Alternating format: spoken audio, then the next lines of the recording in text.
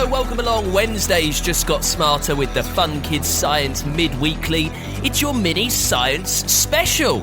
Let's explore the universe. My name is Dan. This week, Oisin asks why mushrooms come out in autumn. Molly's wondering what the largest star is that we know of. Callum is asking about the longest snake in the world. We've got Bethan, who's intrigued about why snot comes out of your nose when you cry. And Martha asking what the hottest chili pepper in the world is.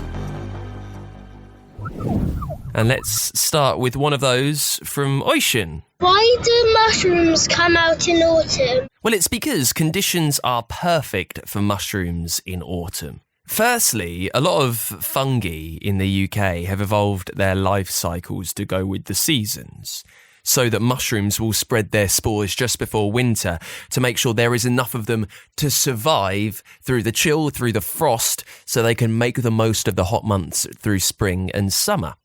Normally there's more rain in autumn too, which makes the forest floor damp and moist. The soil gets wet, and the mushrooms need that moisture to thrive. They absorb the water through the network of fungi threads like their roots, which go underground. Also, it's cooler in autumn, which is the perfect temperature for them, really. And through autumn, a lot of wild material dies and decays. There is fallen leaves, there's dead plants, there's rotting wood which ends up on the forest floor, and they are rich in nutrients. They seep into the soil so the mushrooms can pick them up and feed on them.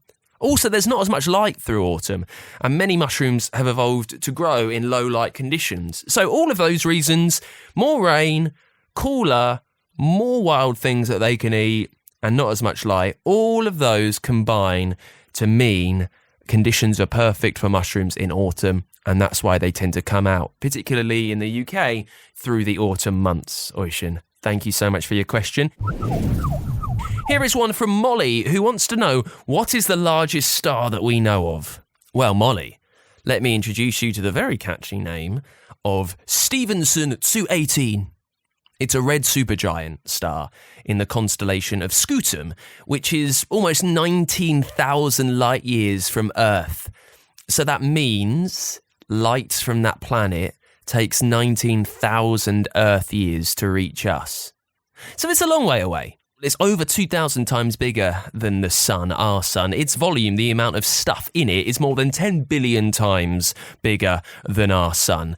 So it's kind of wider and much more dense.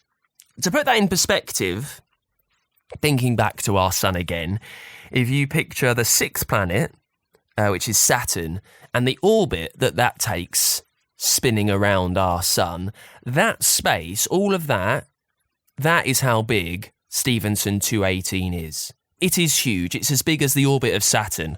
It's about 3,000 degrees in heat.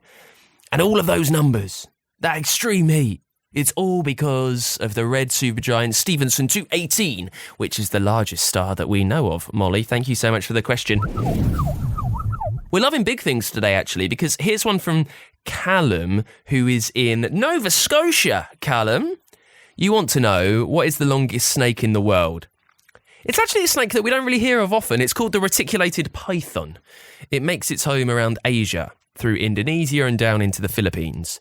They can grow to a whopping 10 metres long. They're quite slender, and they're pretty much made of muscle. When they grip tight, and they do not let go. They look stunning as well, I think, with greenish brown, black and yellow diamonds all over, and they're brilliant at climbing. They are racing up trees, they squeeze themselves around branches, and they get ready to attack. And the way that the reticulated python climbs is pretty gobsmacking. They grip one branch and then kind of swing to launch themselves upwards to grab another.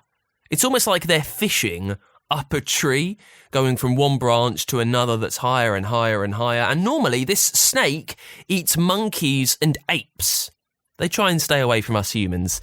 But like so many deadly creatures around the world, if you get too close, if they feel frightened, they will react. They will leap out and they will wrap themselves around anyone, squeezing and squeezing.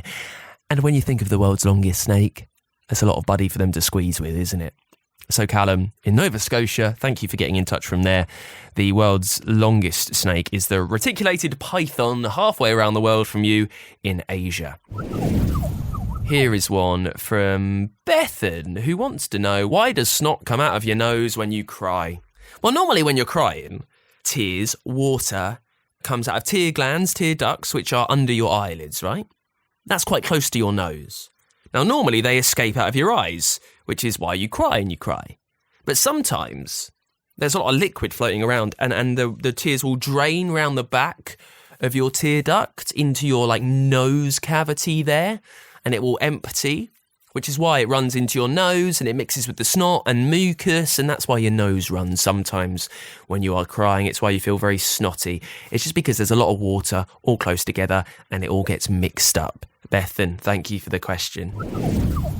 Here is the last one this week from Martha, who is 11, from Birmingham. Martha, thank you very much. What is the hottest chili pepper in the world? Did you know there is an actual scale that people use? There is a way of tracking what is hotter than another. It's called the Scoville scale. Now, the hottest one on there, measuring a record-breaking 2,200,000 Scoville units, is a pepper called the Carolina Reaper. It is the hottest in the world. It's made by a proper pepper grower called Ed Curie. It's also called the HP22B pepper. It was made by mixing the chili DNA of a Naga chili, which is a hot one, and a red habanero chili from the West Indies. So they've fused two chilies, really. And it was bred in South Carolina, a state over in America. And it can grow to over 4 foot tall, which might be taller than you. And it looks like something tremendously evil, I have to say, with scrawny, withering red skin that looks like it needs water. Which is what you will need. If you eat it, you'll need something more than water. But here's what's amazing. Scientists say the flavour is fruity. Can you imagine? All that heat, and it tastes like something that's not just the inside of a volcano, that it might taste fruity. I think you would need water after it. Actually, I don't think you do, because you should know this. Water doesn't really help with spicy food, because it makes you salivate, which makes things even spicier. The key is milk, because milk has a protein in it called casein, which breaks down the capsicum in the chili, which gives it much of the heat. So, if you've ever had a chili and if your mouth feels like it's on fire, don't go for loads of water, try and drink milk, because that'll really cool you down. It'll wash it away. You would need a lot of milk if you were going to eat the Carolina Reaper pepper. I wouldn't advise it. It's the hottest in the world. Martha, thank you for the question. Brilliant questions. Keep them coming, please. If you've got one, head to funkidslive.com and hit the big red button. It's a very exciting weekend here at the Fun Kids Science Weekly, because on Sunday, we've got the very first Fun Kids Science Weekly live show.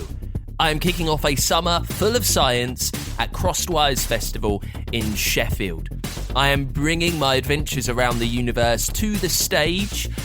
We've got Magna Science Centre with explosive and slimy experiments. Also, Zoolab will be there with spiky, hairy, bitey, deadly creatures. And we'll have something from outer space that you can get your hands on. It all starts this Sunday at Crosswise Festival up in Sheffield, the 6th of July. And then we start on a full summer of science, playing towns and cities all around the UK. If you want to find out where I'm near you and get tickets to this Sunday in Sheffield, head to funkidslive.com/tour.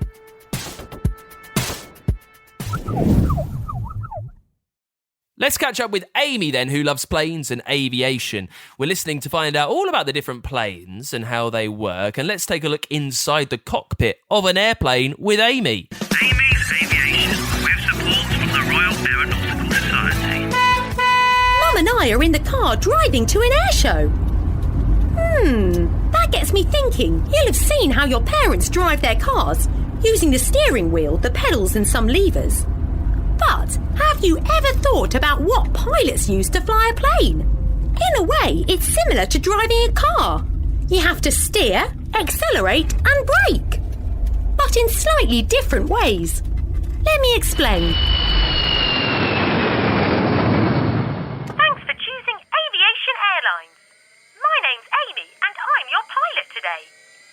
I would like to welcome you on board for a tour of the cockpit. The first difference is that unlike in a car where just one person drives, on a large passenger plane there's a pilot and a co-pilot, and sometimes a third pilot in the cockpit. All are able to fly the plane, and you have more than one as there's so many controls and monitors to watch. And also, on a long journey, the pilots need a rest. By tradition, the captain or pilot in command sits in the left seat, whilst the co-pilot sits in the right seat. In front of each seat is a control column, which is part of an aircraft's flight system and control the flaps on the wings and the tail fin, which move the plane upwards and downwards. On very modern passenger planes, these sticks may be located to one side of the seat and look more like the joysticks you might have with your games control. In a car, you increase speed using an accelerator pedal. On a plane, a pilot increases power to the engines using a throttle, a black lever in the centre of the instrument panel that is pushed forward to increase thrust and pulled back to shut off fuel to the engine. In addition to speed and elevation, the third primary control in a plane is direction. Whilst your parents change direction using a steering wheel, to turn a plane in the air, pilots use two rudder pedals to control yaw, which move the rudder. That's the fin at the back. The left pedal moving the rudder left, and so on. To slow a plane in the air, pilots change the plane's thrust by reducing the fuel to the engines. But to slow a plane on the ground, pilots use brakes in the landing gear, just like the brake pedal in your car. These brakes are operated using the top section of the rudder pedals. But as planes are travelling very fast when they land, in addition to these wheel brakes, pilots also use thrust reversers that allow thrust from the engines to blow forwards. As well as these primary controls, the cockpit of a plane is also packed full of flight instruments. Hundreds of dials, screens, switches and lights. These crucial gauges provide a pilot with critical data during the flight. And 5 of the most important instruments are airspeed indicator, which tells the pilot how fast the plane is travelling. Altimeter, which measures how high the plane is above the ground. Attitude indicator, which illustrates the aircraft's orientation along pitch, yaw and roll. Heading indicator. Well, the pilot needs to know which direction the plane is heading. Variometer. Now this is one of my favourites. It indicates the rate of a plane's rate of climb or descent. Too fast or too slow could be dangerous for the plane. And that concludes our tour of the cockpit. Thank you for choosing Aviation Airlines. Of course, the communication system is another key set of equipment. It allows the pilots to speak to the cabin crew and passengers, as well as ground control. We've arrived at the air show. Just need to find a space in the car park. If you're curious about what's in a cockpit, why not check out an air show? There's often chances to peek inside different types of cockpit, and you could even try your hand at a flight simulator and take the controls for yourself. Amy's Aviation, with support from the Royal Aeronautical Society. Find out more about aviation at funkidslive.com/aviation. You can find out more about Amy Aviation. Head to funkidslive.com/learn. Thank you for listening to the Fun Kids Science Midweekly.